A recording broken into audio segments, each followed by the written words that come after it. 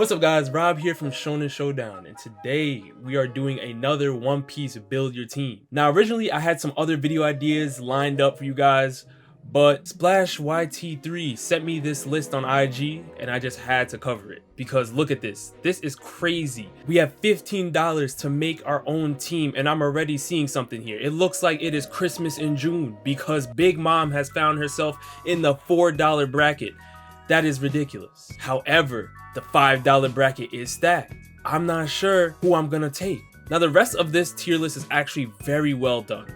I am okay with the chart. Just the Big Mom pick, it looks like it's Christmas, so that's going to be my first pick.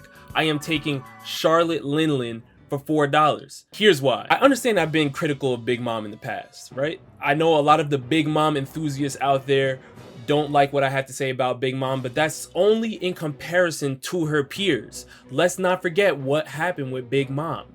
Big Mom was on the Den Den Mushi talking to Luffy about how she would thrash people like Whitebeard. Well, let's understand this. Whitebeard originally had Fishman Island as one of his territories. Big Mom wanted that territory. Isn't it weird that Big Mom didn't get Fishman Island until Whitebeard passed away? This is something that we have to understand, right? There are levels to the Yonko. Now, Big Mom is definitely powerful. We have to understand that she has the soul fruit, and if you are afraid of her, she can extract your soul or lower your lifespan. Now, let's look at the chart. There are definitely some people in here that would be afraid of Big Mom on this tier list. So you use your imagination and understand why I'm taking Big Mom. Not only that, her haki is on a top tier level. Observation, check. Conquerors, check. Armament, check. And oh, by the way, her skin is so powerful, they literally had to use a tactic like breaking a photo of Mother Carmel in front of Big Mom in order to get her weakened so they can damage her. This is how powerful and durable Big Mom is. She went toe to toe with Kaido in Wano. We know that she's teaming up with Kaido in Wano currently. Big Mom is a powerhouse. So I'm taking Big Mom for $4. Now I only have $11 left and I have to be very cautious of how I move. The reason why I say that is because Prime Rayleigh is on this chart. Now Prime Rayleigh is actually a very interesting case here because if we want to talk about the Rocks Pirates and the war that was going on God Island, we can talk about the Roger Pirates and Garp going up against Rocks, Shiki, Whitebeard, Kaido, Big Mom, you name it, everybody was there. And we know that Rayleigh had to play a big role in that sort of matchup. So we know Rayleigh is top tier. We know Rayleigh has taught Luffy how to really understand the inner workings of haki, and that has brought Luffy to a top tier level. Rayleigh is an elite fighter, but the question is, do I think Prime Rayleigh could beat current Kaido? Because back in the day, of course he could beat Kaido. Now, Prime Rayleigh going up against current Kaido is the real question.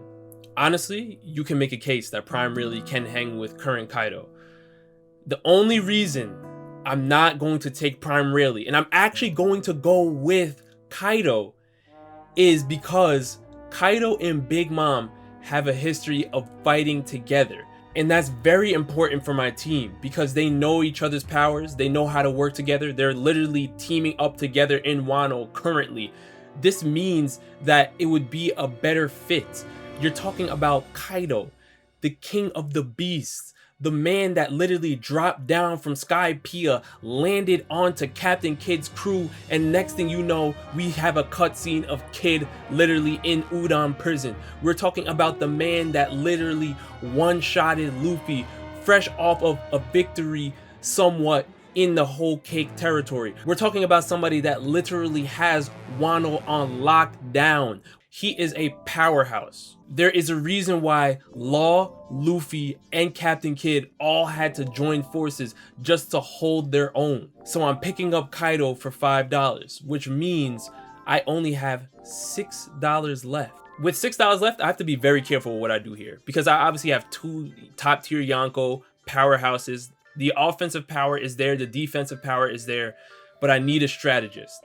I need somebody that can really make plans, and what better person to take than Trafalgar D. Walter Law? Why would I not take Law? He has one of the most overpowered devil fruits in the series. Law can levitate in the room, he can use shambles, he can use tact, He can use all types of different things, literally take out internal organs, can remove people's hearts, can switch bodies, can teleport within the room. Law has the ability to heal. Law is top tier. His devil fruit is amazing. Why not bring Law on my team? Because we have a strategist. If the Yonko are willing to listen, Law can put together a great plan. This is somebody I need. So by taking Law, I only have $4 left. And this is where it gets interesting. For people that know me personally, they know I'm a big fan of Marco and I'm a big fan of Sabo. To leave those two on the board just seems ridiculous, because Marco's mythical zone is so intense at the rate it heals that it literally seems like he has a Logia devil fruit.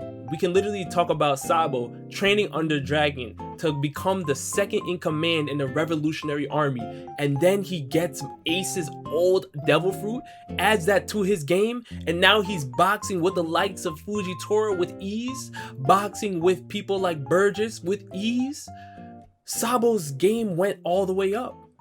Marco's game has been up. We saw it in the war, and he actually felt like he had a shot against Blackbeard after he acquired Whitebeard's devil fruit, and we saw that in the payback war. And just the fact that he believed that he can go into the payback war and hold his own speaks volumes. But I can't leave this person on the board.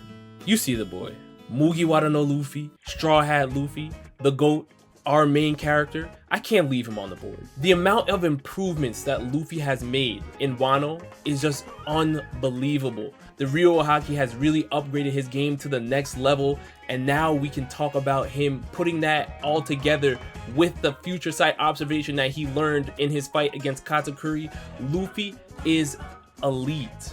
And out of the three combatants I just named, Luffy is the only one that is considered to be somewhere in the class of the Yonko. Bring on the man that has future sight observation haki, conqueror's haki, armament haki. I'm here for it. He's also very creative with his devil fruit, because we know that on paper his devil fruit does not look like it's that much, but with all these different gears that he's added to his game, he is now considered one of the best there is. I'm taking Luffy for $3, which leaves me with only $1 left. Let's talk. We are now down to the bottom of the barrel, but this is actually going to be a lot harder than I thought it was because of the way Splash set this up. Nico Robin, Bartolomeo, Buggy, Chopper, and Momonosuke. Now clearly Momonosuke is not ready for this. He's too young. I have no faith in Chopper whatsoever.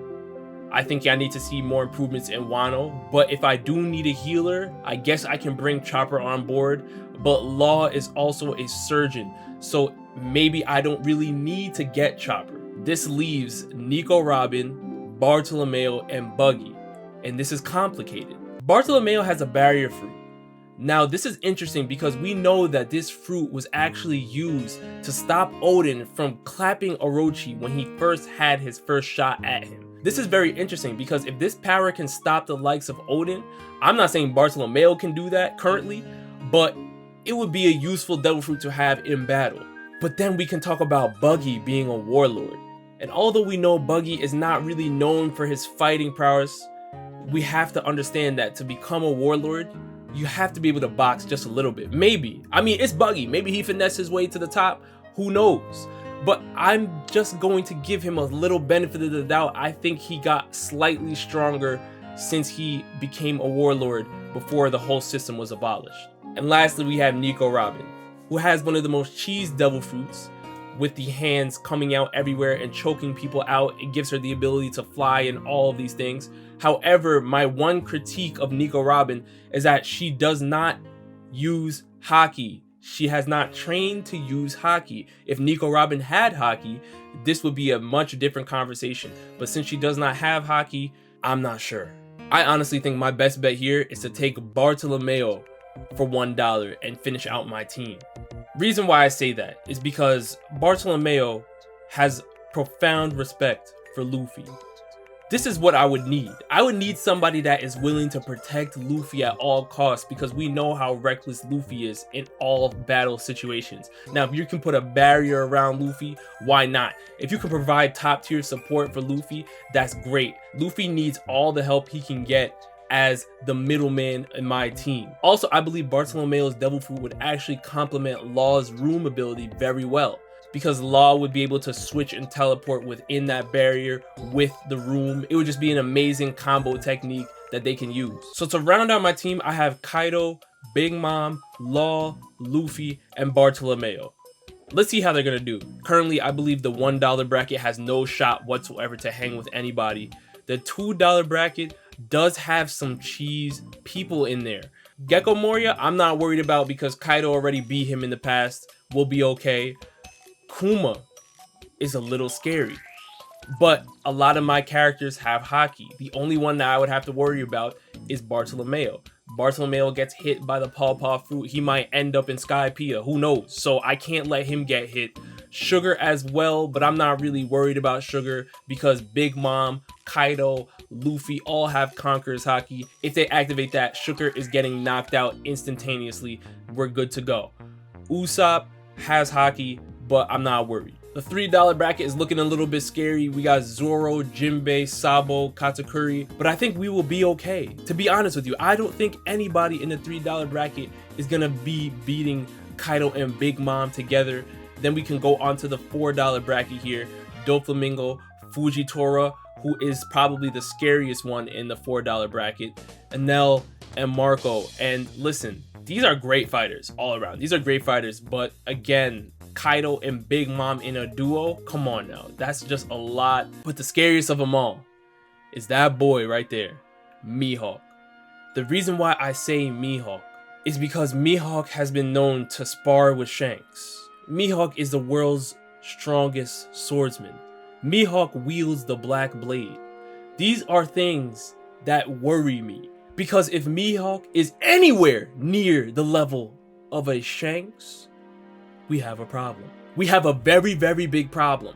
And I couldn't grab Mihawk just because I think the Kaido and Big Mom duo just works perfectly. And Big Mom was for $4, y'all. $4 for Big Mom instead of $5? I have to do it. I have to do it. But I think my team can get through this. Blackbeard obviously would hold his own, but I'm not sure if his haki is up to par, even though I know his devil fruits are. We have to see about that. Odin, powerful. I'm not sure if he's beaten Kaido and Big Mom together. Prime Rayleigh is obviously scary as well, but I believe we can get that done because Law would be able to use his room ability and switch people around, switch bodies. I think it's just a perfect defensive and offensive team. Now you guys let me know down in the comment section below which teams you would make, how you like this list, and also a big thanks to @SplashYT3 for sending me this on Instagram. You guys have been sending me a lot of lists. I'm trying to do a lot more, obviously, and I have way more videos coming. I see the Bleach comments. I also have some My Hero coming. Just stay tuned. Thanks for supporting. I'll see you next time. Peace.